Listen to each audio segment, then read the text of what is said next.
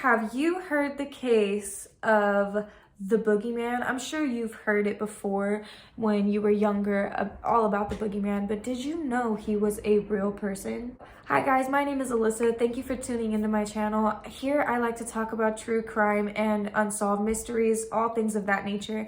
Today, you guys are gonna get a little Halloween tutorial. That's why I chose the Boogeyman due to it being October and Halloween month. I wanted us to kind of have a Halloween themed video.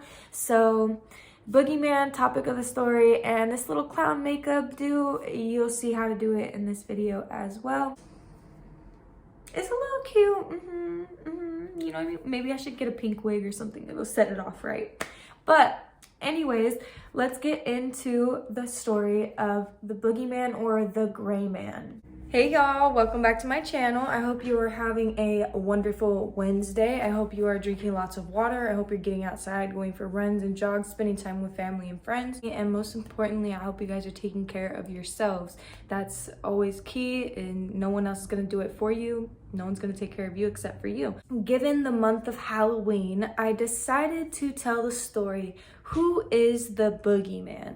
Now, for years and years and years and years, nobody really knew who the Boogeyman was. It was more like an American myth or an American legend, you know, that there was this man, he was a boogeyman, he was snatching children, coming in late at night. Y'all, Boogeyman's a real person, and I did not know this. I was like, no freaking way, you're joking, right? No, it's for real. He's been around, he's been out and about, he's been free up until recently. As for today's makeup look, I'm gonna go ahead and insert a picture of what I'm gonna be doing right here. It's super easy, simple, just wanted to do something, you know, Halloween themed, and while I can tell the story. So I went ahead and already did my brows off camera because I'm weird about my eyebrows. I just want them to be done. So the Boogeyman was originally a tall tale that was starting to spread around in America back in the late 1800s, early 1900s. It has come out recently that the original Boogeyman has been identified as a man named Albert Fish. We have this guy, Albert Fish. His full name is Hamilton Howard Albert Fish. So Mr. Albert Fish was born in Washington, D.C. on May 19th of 1870. He was born to Randall and Ellen Fish. Now, it is said that his whole family had a long line of mental issues, but then again, we have to think about this in perspective. Back in the late 1800s, mental illnesses could have been just about anything. If you were sad for longer than a short period of time, you were instantly slapped with a mental disease. So, for example, it is stated that his mom used to have hallucinations. His uncle was diagnosed with mania. His brother was eventually put into a mental institution. His sister was also diagnosed with mental afflictions. Given that, you know, he's born into this family, I guess everybody in his family has a lot of problems. He's bound to have picked up some problems along the way. If you're wondering what eyeshadow I'm using, ignore that, it's messy.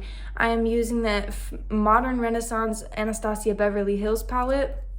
The color, I'm gonna be using Love Letter and also Venetian Red. This is a little bit strange. So his dad, Albert's dad, was actually 75 years old and his mother was 32 years old. A little bit weird, a little bit weird. Kind of a far gap. You know, you're an adult, you can do what you want, you choose who you want to lay with. It is what it is. Y'all, I don't know if I'm gonna be able to talk while I do my makeup, because I don't really talk when I do my makeup. I just sit there and watch YouTube videos, so this is gonna be a little bit hard. I gotta remember to keep telling the story while I'm doing this. Now, it is said that Albert Fish did not live the best life growing up. His parents actually abandoned him at a very young age. His father ended up passing away when he was just 5 years old, and his mother had a little bit of drug issues, or, you know, she also had the mental hallucinations at that time, so she really wasn't around like she should have been. Him and his brothers were actually sent to this orphanage. Now, this orphanage would later, he claimed, to be his introduction to sadistic beatings and corporal punishment. This orphanage liked to beat the children in order to scare them into, like, you know, doing what they asked them to, or they'd be afraid of the beatings so they wouldn't, you know, get in trouble. These people would use corporal punishment as in belts, switches, whips. They would use basically just about anything they could to inflict injury on these children. Now, when they would get these beatings, it is said that they would often get these beatings and whippings in front of each other. So it wasn't something that happened in private. It was, if you were getting whipped, everybody heard. If you were getting a spanking, everybody knew. So eventually Albert Fish claims he goes on to get beat up by not only just the staff, but other little boys that were in the orphanage with him as well. Now, eventually, as time went on, Albert started to find himself getting more excitement and getting more like a strange wanting for these beatings. He would actually enjoy getting spanked. He didn't mind the pain, you know? Pain really wasn't a thing to him. He had been through so much pain already in the beginning of his life, so I think that just excited him even more. I don't know. With him starting to like these beatings and he was getting in trouble with some of the other boys in the orphanage, he met this friend at 11 years old, and it is said that him and his new friend would end up going on to drink urine and eat their feces. Not too sure what it was that made them want to do this, but this is just what they were doing. This is what he said that they were into at that time. Now, it is also said that when Albert was around this age of 11, he started hanging out at public bathhouses so he could watch the other little boys get changed or get dressed. You guys, I have never done my makeup on camera like this and just sat here and talked to myself, so please forgive me. So now the year is 1890. We are approaching the late 1800s. 1890 is the year, and Albert's mom eventually ends up getting into a stable place where she is able to take her children back out of this orphanage.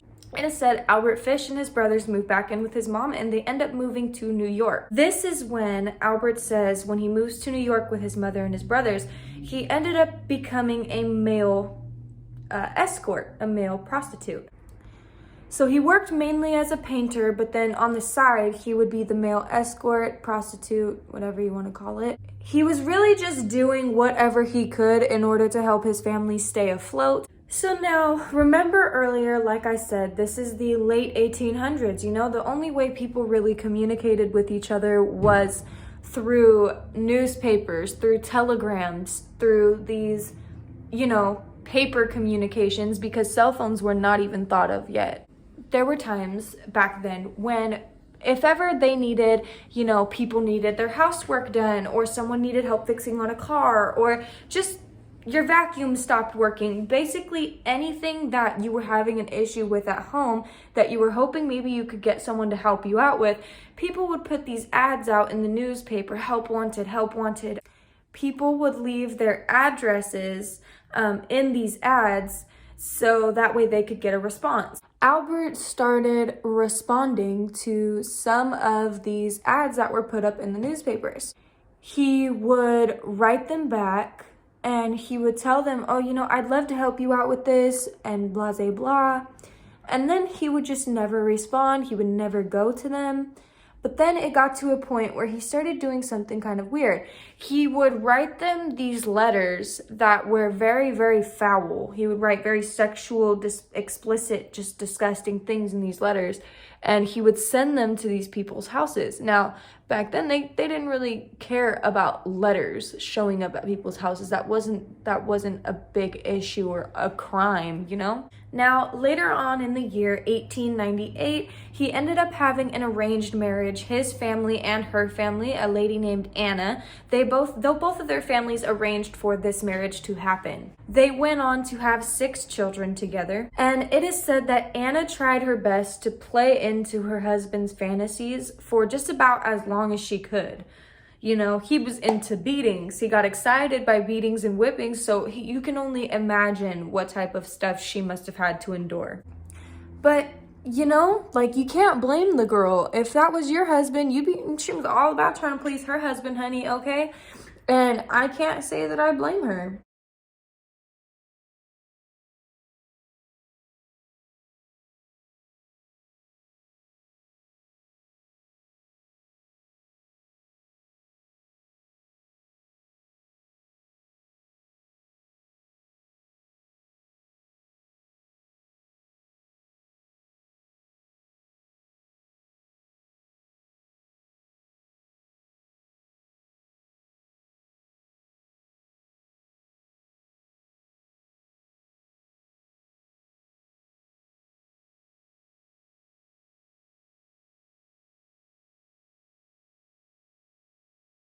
Okay, guys, so back to the story. You know, Anna is all about pleasing her husband, and, you know, it must have been extremely hard for her, but she tried her best to please her husband as well as she could.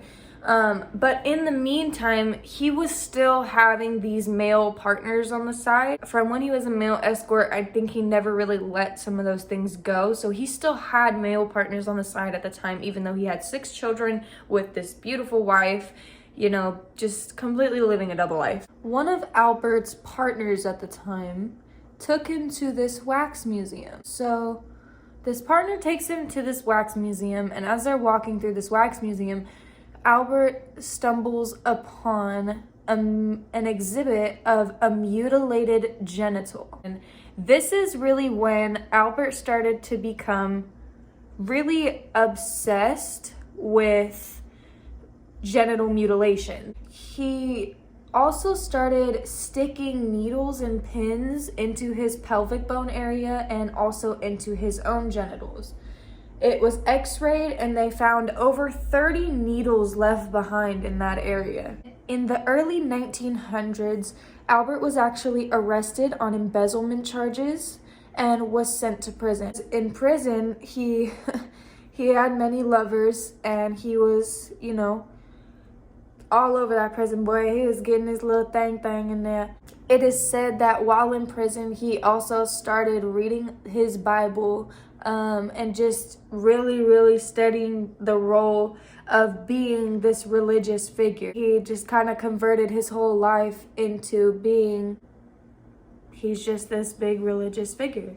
And what I mean by religious figure, to give an example, his children even gave a statement saying that one time while they were on a family outing at the park, their dad in the middle of the park raised his fist in the sky and started screaming, "I am Christ, I am Christ, I am Christ."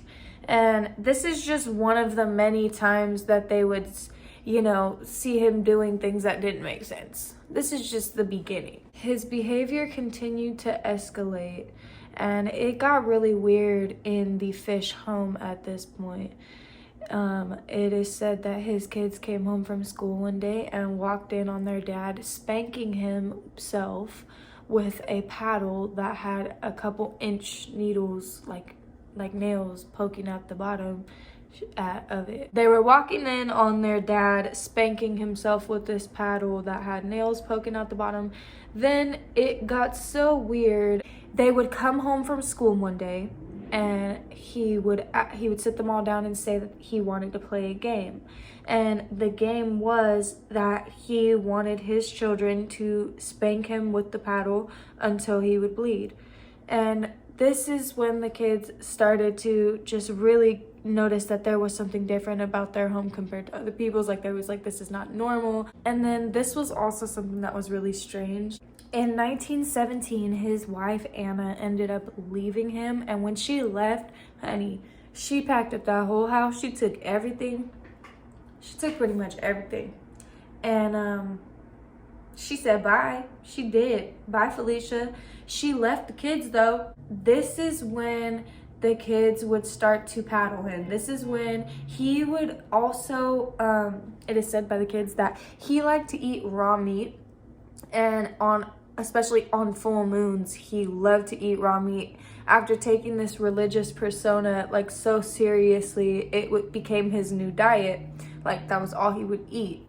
So I just want to go ahead and give you guys the trigger warning now, because I'm going to be telling some stories and they're pretty graphic. So if you have a weak stomach and you really can't handle this type of thing, I suggest you click off my video now.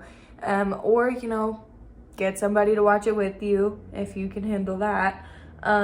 If you're a child, I really would not suggest you watch this video, baby. I think you might want to put the iPad down. I think you might want to go pick up some cocoa melon. Eventually, he ends up getting caught. Spoiler alert. And he ends up admitting to having over 400 victims, you guys. Now, I'm gonna tell you some of his horrific fucking crimes. If you can't handle it, baby, like I said, now's your chance to go. In 1919, that's when he first started snatching children. There was a little boy outside and his name was Francis McDonald. He was only 8 years old at the time and he was outside playing ball with his friends. You know, it's freaking the early 1900s. You really didn't have nothing else to do. Of course he's outside, you know, hanging out with his friends.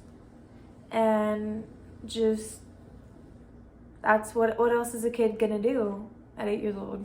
And there was different times back then, so parents really weren't suspicious of people like this, or like, as sucky as it is to say it.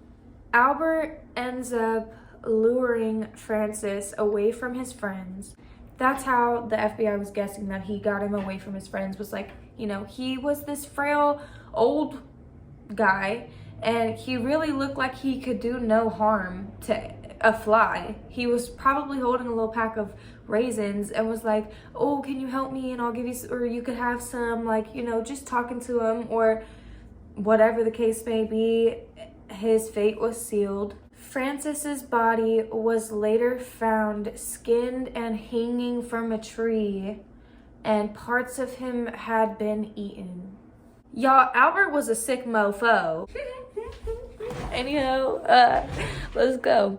After he did that to the first boy, then he strikes again. In 1927, Billy Daphne disappears from his home. It is said that Albert wrote a note. He wrote this family a note promising the family, their son, a safe return.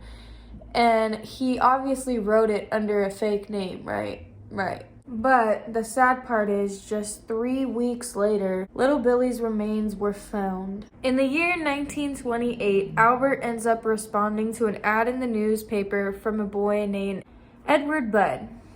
He ends up going to Bud's house, Edward Budd's house, and he is talking to Edward's parents. Now, Edward and his brother are 17 and 18 at the time. And as he's talking to the parents, he's telling them he needs help working on his farm. He needs these two boys to, you know, come help them out on his farm. And he really didn't have a farm. What his plans were, he saw the 18-year-old boy was really tall, really fit. So in his mind, he's thinking, okay, I'm going to take the 18-year-old and I'm going to have my way with him. The 17-year-old really wasn't on his radar, in his words, basically. And this is when, during his meeting and his lunch with the parents, little 10-year-old Gracie Budd walks into the kitchen, and she is wearing her Sunday best for church. And it's just, as soon as he seen her, his whole attention switched from those two boys to her. And that's when he had to think quick and act on his feet. He tells the parents that his niece's birthday was that night and he would love to take Gracie. She could make some friends, ride some horses, do fun stuff with the girls. And the parents were really poor. Mind you, they were letting their children work to try to provide for them as well. So it is said that at first the mother said no, and then the father was like, why? You know, come on, Gracie will never get another opportunity like this in her life. So the mother eventually ends up saying yes. I'm sure they blame themselves for that for the rest of their lives, but that is not my job to judge. I just, you know, how unfortunate, you guys. Like, really watch your babies. Take care of your kids, dude, because don't trust no motherfucking body with your kids. Nobody. He ends up pulling out a wad of money, like a big old stack of money in front of this poor family, you guys, and he tells Gracie he wants her to count that stack of money. Gracie, of course, looks over at her mom and she's like, can I? And her mom goes, okay, sweetie, go ahead. After she's done counting it, he gives her 45 cents and tells her to go get some candy. Or tells her, gives her a piece of candy and tells her, there you go. Thanks for counting my money. Side note, I forgot to say this in the beginning. When he introduced himself to this family, he went by the name of Frank Howard. So he did not use his real name. He used the stage name Frank Howard. So Gracie does end up leaving with him at this time, and she walks off holding his hand. So him and little Gracie get on a train. She's holding his hand, and he has this briefcase with him, right? It is said that he almost forgot his briefcase on the train, and that little Gracie went back and got it, and she did not know that inside of this briefcase held the tools that he was going to use to eventually kill her. He ends up leading Gracie to this abandoned house, right? You guys, this is so fucking sad. Oh my God, this is so sad. He tells her to wait outside on the sidewalk, right? So she does, and he goes inside of this abandoned house. He goes on up to the second story window, and he looks out the window, and he's watching little Gracie, and she's just a little 10-year-old girl. She's sitting there picking flowers, and that is when he decides, okay, this is what I'm gonna do. He didn't want to get any blood on his clothes, so he goes and he gets completely, undressed, and he hides in the closet. So he gets completely undressed and he hides in this closet upstairs, and he calls for Gracie. He opens the window and he calls for her, and he says, Gracie, come on up to the second story. Here she comes up the stairs, stomping her little feet. And this is when she goes into the room.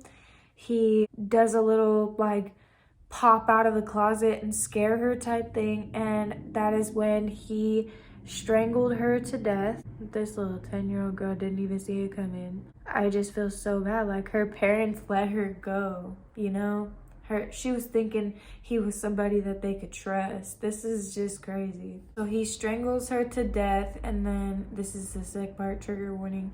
He ends up chopping her up and eating her body.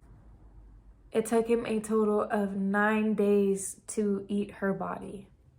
You guys. That is so nasty, and that's not even the end of it. So after he ends up strangling her, chopping her up, eating her body after a total of 9 days, somewhere after that time, he decides to write a confession letter to the family, explaining in great detail everything he did and how some parts of her were tastier than others. That's so sick. In the letter that he wrote about his confession, not only did he say that she was tasty, he also wrote that he did not violate her in that way. If you guys know what I'm talking about, he didn't violate her in that way. So he felt like he did the right thing. Remember how he was this religious persona? He felt like by God, he did the right thing because he didn't violate her, and she still passed away a virgin. So as you can tell, I kind of went ahead already and put the lashes on. I blend out the pink eyeshadow. I'm just gonna add some black to my waterline. So funny story, but actually really, really sad story.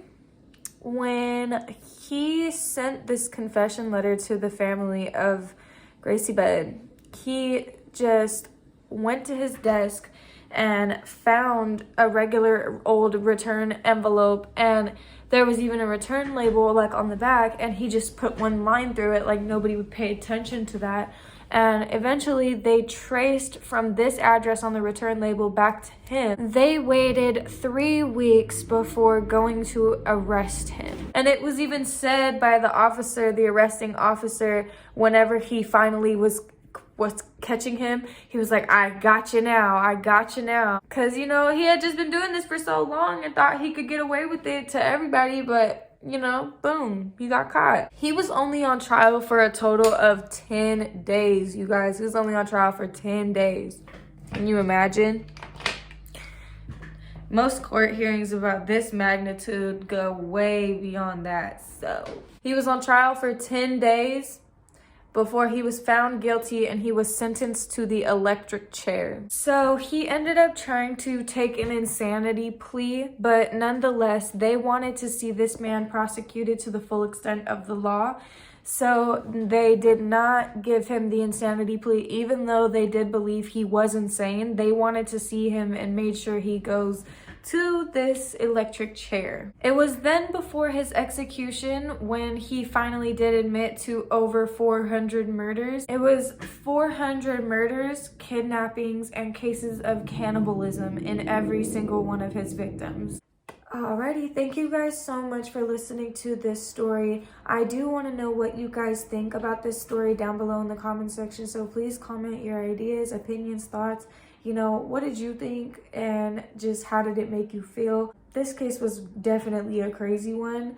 I'm glad that he got sentenced to the full extent and that they did not let him out on a plea deal, because that just would have gave us more stories to talk about, and y'all know how much we love to do that. Oh, thank you so much for tuning into this video. I hope you really liked the tutorial. I really hope you like listening to the story as well. You know, thank you guys so much for listening. Thanks for the likes, comments, subscribes. I appreciate all of it. And you guys take care this week. Love each other, love your family, drink lots of water, and go outside. Just take care of yourself and have a good Halloween this month. Always check your candy first. Don't let your kids go eating the candy before you check it first, parents. Make sure, you know, you on that shit, because people are crazy. Bye guys, I will talk to you next time.